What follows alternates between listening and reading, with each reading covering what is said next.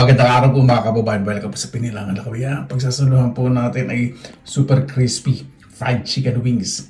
Cookbang po tayo ngayon. Cooking at mukbang. Sa mukbang, paki-fast forward sa recipe. Paki-follow po video. Pasensya na. Tumna ko sa gutom. Meron din po tayong Chinese style. O, di ba? Crispy pork belly. Meron din tayong sinigang na buto-buto.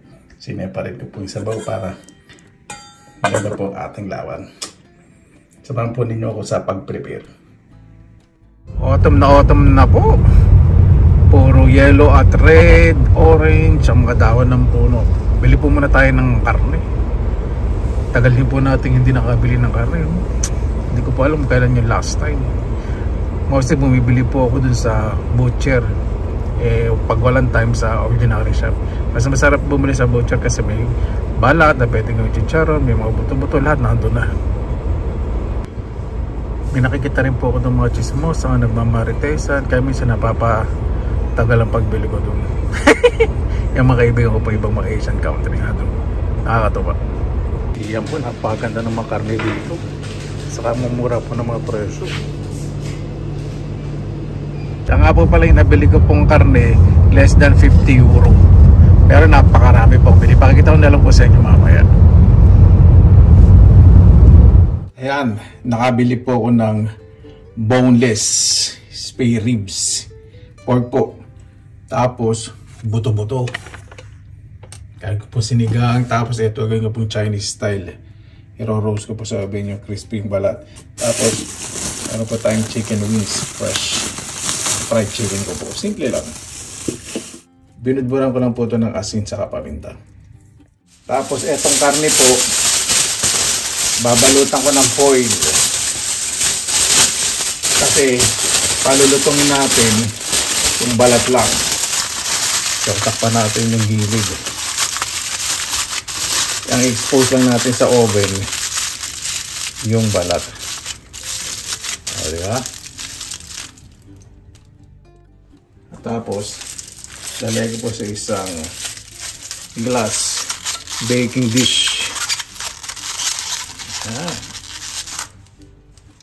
Tutusok-tusukin ko po muna. Kailangan maraming tusok. Kasi lalagyan po natin yung asin sa paminta at distilled vinegar. Pwede rin pong wine vinegar o apple cider vinegar. Pero mas maganda pong gamitin distilled vinegar para mas maging crispy. Yan.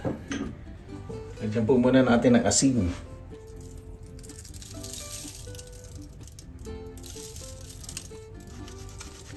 Spread out natin.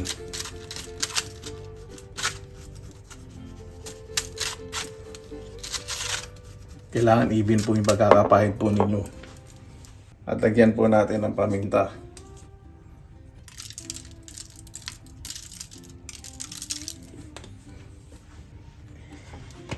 At lagyan po natin ang distilled vinegar. Ito ipapahidin po natin. Gamitan na po natin ng kamay. Okay na yun. Pag masyadong marami. Mas maganda gamit kayo ng brush. Kaya wala makasing kontrolin yung kamay ko eh.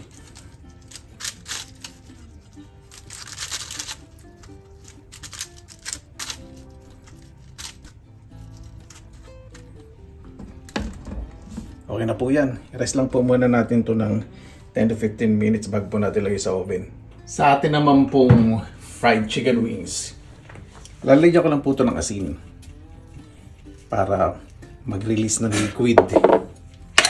Ito po maglalagay ng pampalasa sa harina. Ito asin na lang po natin.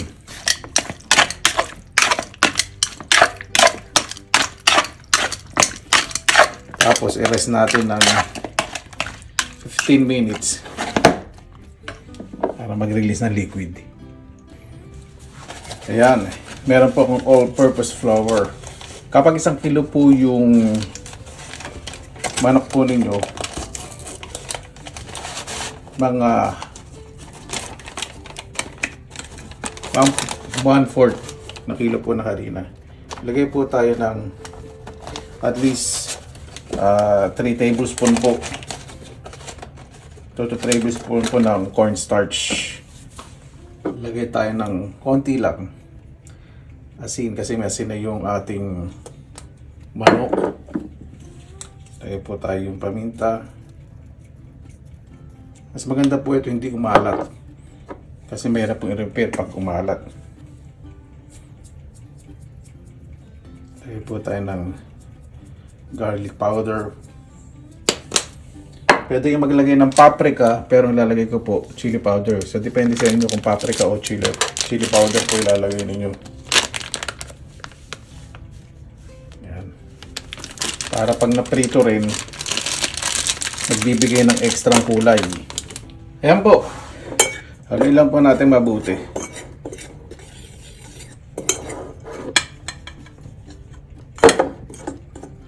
Depende po sa inyo kung maglalagay pa kayo ng ibang pampalasa.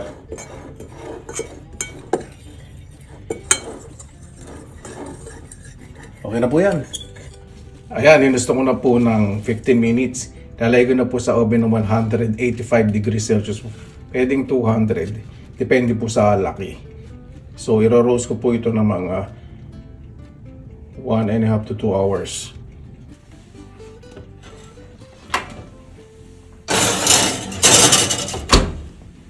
Ayan po. Inusto ko na 15 minutes. I-rest. So, yun pong hugasan po yan, ha. Tayo po tayo ng isang itlog. Yung itlog po, mag-serve na binder para dumikit po yung harina. Ayun lang, ha.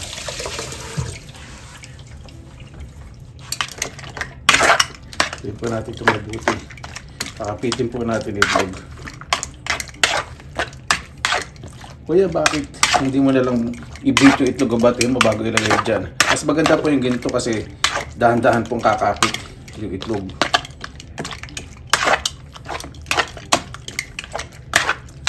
Diba? Bilis.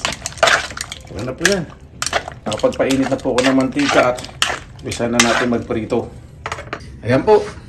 Pag magpiprito po kayo ng fried chicken, huwag niyo po masyadong ididiin. Pakakapitin lang po natin yung harina paguguloy kasi pag kapit na kapit at tumigas yung harina, ganyan lang, alalay lang. Matigas na malutong. Maganda po yung ganyan. Yan. Tapos, dadusting po natin. Ibig sabihin, salugin natin, tanggalin yung extra harina. Kasi pag nasunog yung harina sa mantika, hindi po masarap yun. Di ba? Sa pagpiprito po, dapat yung mantika medium high heat. Wag po yung masyadong mainit. Kasi mapiprito nga yung labas pero yung loob hilaw pa. Ayan. Kapag hindi na po kumikislot-kislot ang mantika, ibig sabihin prito na po yung maayos. Diba? Ganda na resulta. Pwede nyo rin po tusukin ng kutsilyo habang piniprito para yung loob lutong-luto. Luto na rin po ang ating sinigang na buto-buto. O, diba? Ayoko po ng overcook sa gulay. Kung wala kayong sito, pwede nyo rin pong gamitin ng bichuelas. Opo, masarap din po. Ayan po, ang ating Chinese crispy lian po. Umabot po siya ng mahigit 2 oras, 175 degrees Celsius. Ready na po lahat. Kaya na po tayo. Mabuhay! Maraming salamat na naman po sa Panginoon. Kasama-sama na naman po tayo. Naway safe po at bago po tayo salamatan po muna natin ang Panginoon. Panginoon, maraming salamat na po sa biyaya binigay po sa amin sa araw na to sa buhay. Naway ang bawat isa po, maging positibo na lang po. Makingabay po yung mga mahal namin sa buhay, malalayo po sa kanilang pamilya. Naway ligtas po. Kaya na po, bahala po sa amin. Isunusto ko na po namin sa inyo lahat sa kanilang susamin. Kami ko po ngayon ay buko juice. As in juice lang siya. Pure. Walang asukal. Diba?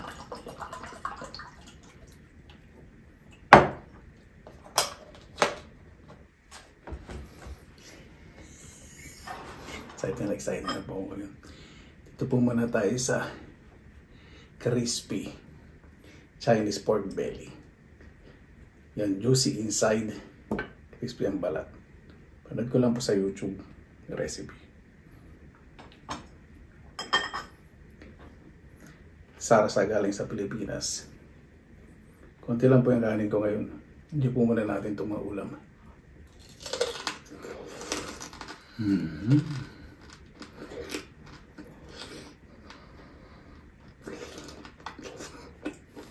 Wow.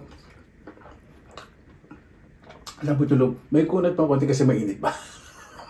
Pag lumig, mas maging crispy pa po yan. Ay, magpakalabot po ng loob. Juicy. Ganun palang technique.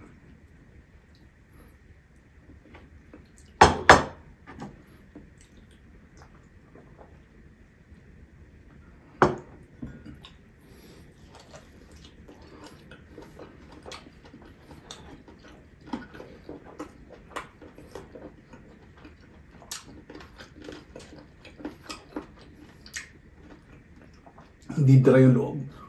Kaya pa nilagyan ng foil para hindi madry. Ganun pala yung technique.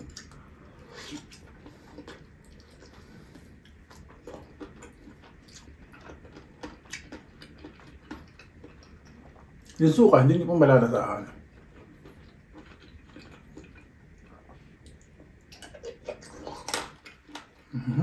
Parang balat.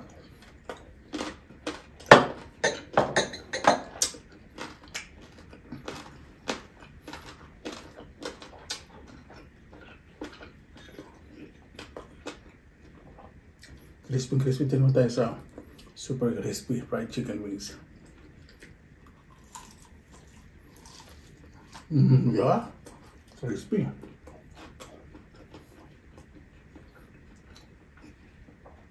Ketchup po ito, banana ketchup. Galing Pilipinas. Luluto po loob.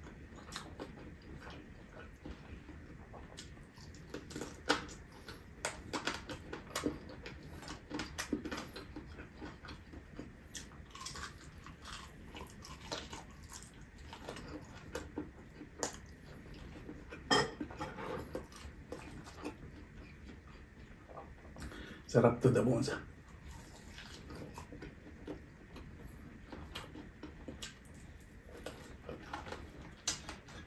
Ito ba mabango ko?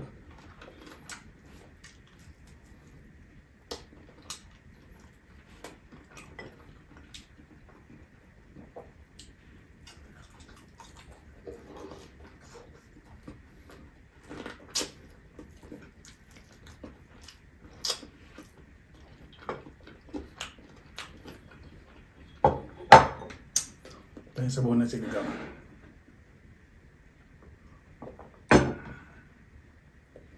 Bukong-buko lasa. Ito. Hindi pa rin ko po yung sabaw, syempre.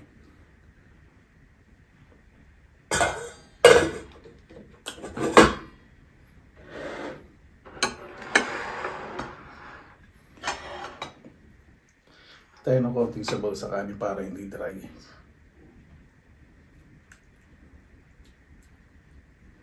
Minit pa yung kanin eh. Sige lang po ah.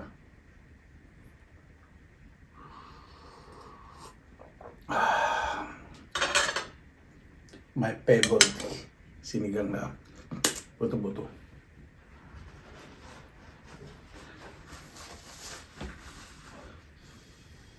Dahil po ditong patis na may sili. Isa pa tayo ito.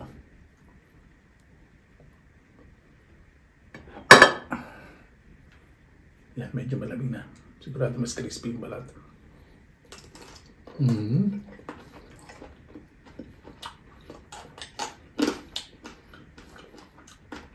Crispy ba? Galing ng technique pala na gano'n. Kaya pala mga Thailander gano'n. Ilalagyan din ng foil sa mga Chinese. Para hindi nga naman madry yung itong fat sa yung karne. So, na-expose lang sa oven para may crispy balat. Ang galing ah. Impressive. Mainit pa.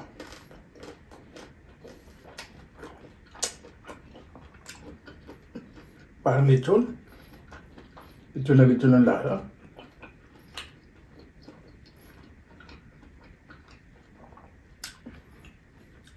Makagawa nito sa Pilipinas.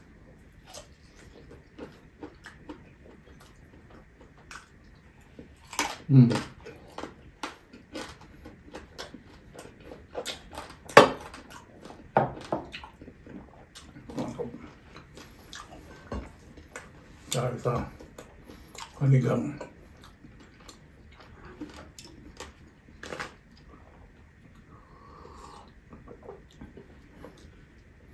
galit po ako pag nakapanood po kami po mga pamilya ng mga telenovela kanti mga nasa mesa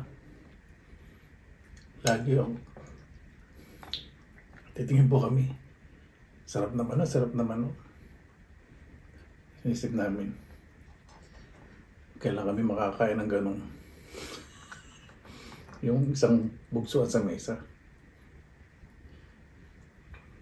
Tapos nga nangyari po.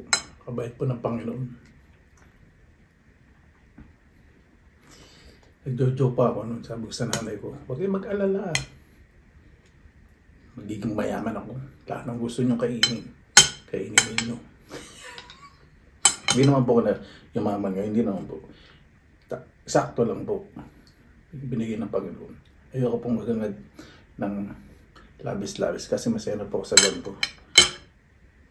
Kaya natin itong sigling haba. Medyo manghang din po ito eh. Parang sining panigang po ito. Kaya lang. Excuse me. So, siya po sa inyo eh. Yan.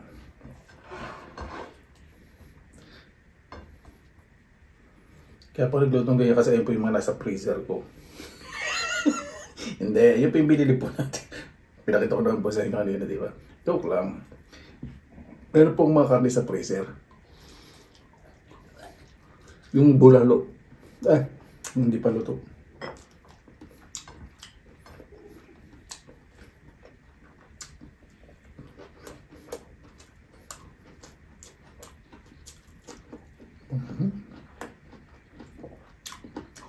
Lambot po yan, oh. Kahit kamay nyo lang, oh. Mga lambot, oh. Low heat lang. Pag nagpapakulo kayo ng buto.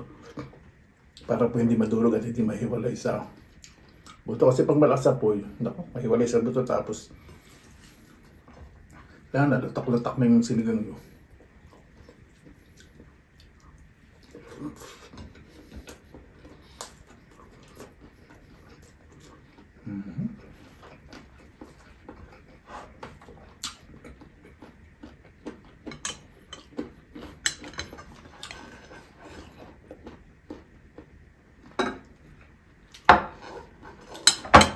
Nakabuha na sa papa.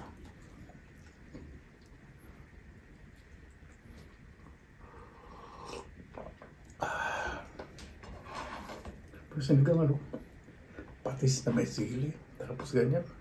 Lalo yung sili niya, minsan yung may taba. Gusto ko po kapag may taba, yung pork chop. Pag pork belly po kasi masyado pasebo. Pork chop sarap sa sinigang. Tapos sigarilyas sa kangkong, tapos labanos, no? Yan po yung mga pangunahing paborito sa sinigang. Mga gulay na yun.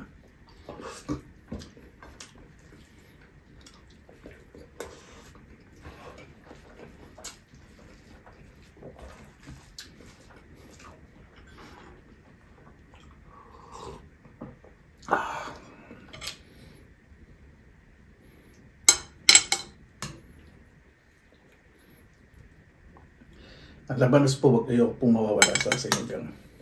Sa Pilipinas, siyempre kangkong, lalo ni tangkay, bako. Iba tayo tangkay sa kayo ng sangkong sa sinigang. Ako yung paborito ko sa sinigang. Sili na dahon lang.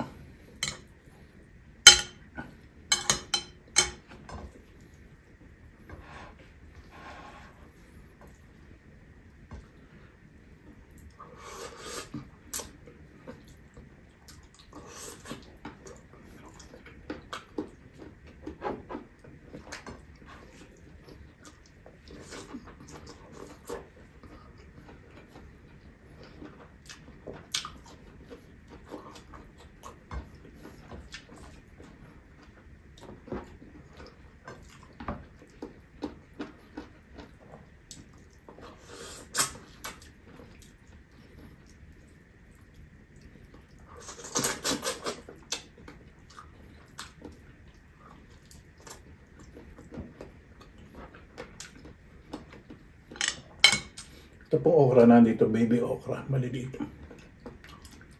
Ay, bibili po dito sa Oriental Shop. Sarap. Ito po.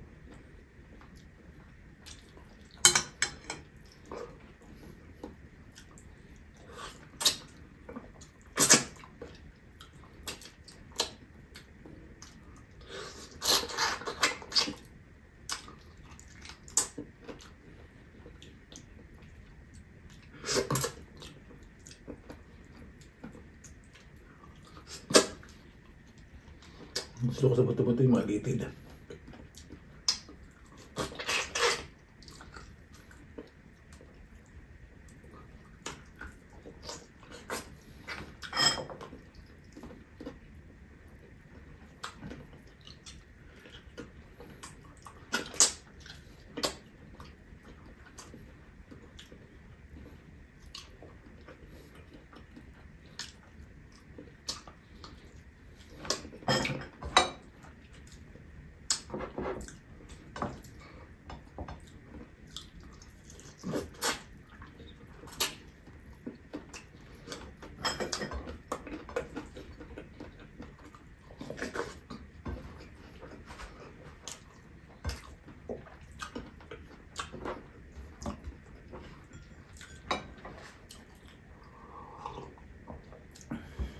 Masarap po talaga sa kung ano. Dalawa lang naman nagtatalo eh. Ibig sabihin, marami tayong masarap. Ibig sabihin, kung sa paborito, di ba? Kundi sinigang adobo. Mga Pilipino. Siyempre marami din po tayo ibang masarap na ulam. Ibig sabihin ko po yung popular. Mga popular talaga.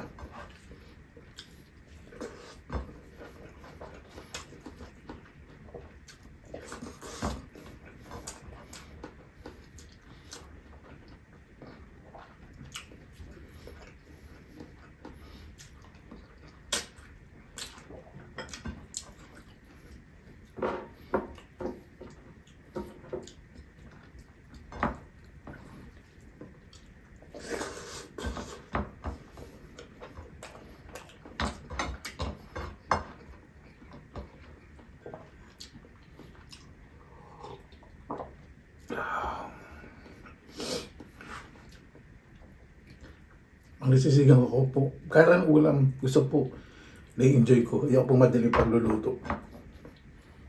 Nasabihin po nila oras ang mag-prepare. Para ma-achieve nyo yung gusto nyo po nyo, di ba?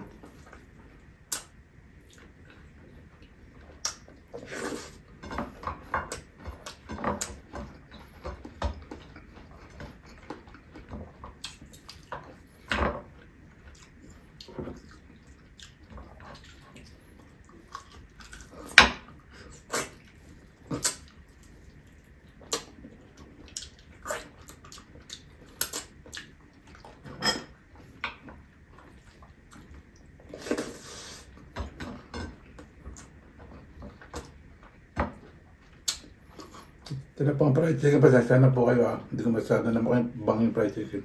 Pumunta kasi ito mga kaibigan ko. Paborito po nila yan eh. At hindi nila kakainin po. Ako po titira nyo na. Ayaw po nila masyadong maraming tama.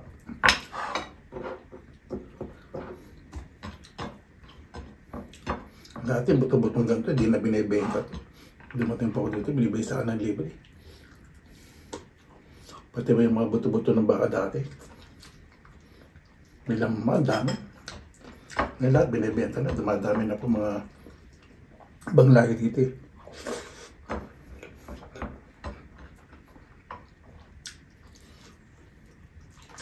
Mas tatalo na yung mga tamid shop.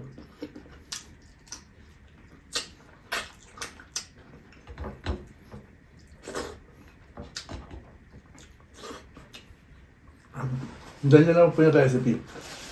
Hindi po kayo magkakamali. Ito po. Depends on tatay. Tapingin nyo po yung ibabaw pag nasa oven. Hindi naman po ulit malambot nasa oven. Malambot ba po yun? Kasi pag lamamig po, lalo na yan, mga ganyan. Kapag may konting lutong, ibig sabihin, okay na po yung pag lamamig lutong. Ito, fried chicken. Wala pong sukat yung ilagay ko eh. Iskate-iskate na lang po.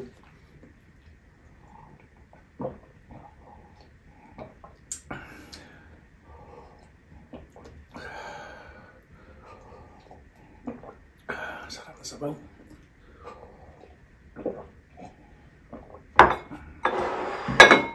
Sarap na sabaw yung sinigang kapag lumalasa yung sili tapos hindi naman maangan, di ba? Yun ang masarap.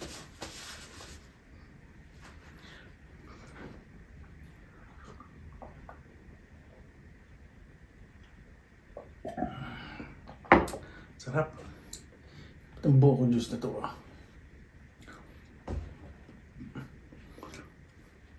Paano po bakit tayo magtabas pasalamatan po muna natin ng Panginoon? Panginoon, maraming salamat po sa biyaya po sa aming sa araw po na ito. Daway ang bawat isa po.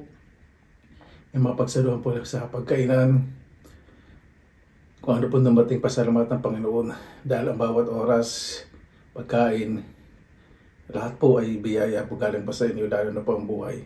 Daway ang bawat isa po mas maging mapagkumbaba. Napakasarap pong kumilos na walang galit sa puso. At walang iniiwas ang Panginoon. Kaya na po bahala po sa amin. Sinusuko na po namin sa inyo at sa ngalan ni Jesus. Amen. Para po maraming salamat po sa inyong oras ay nasa pinilang alam. May basta lagi ba tayong positive vibes, good vibes. God bless. Ingat po lagi mo ng araw. Laban lang!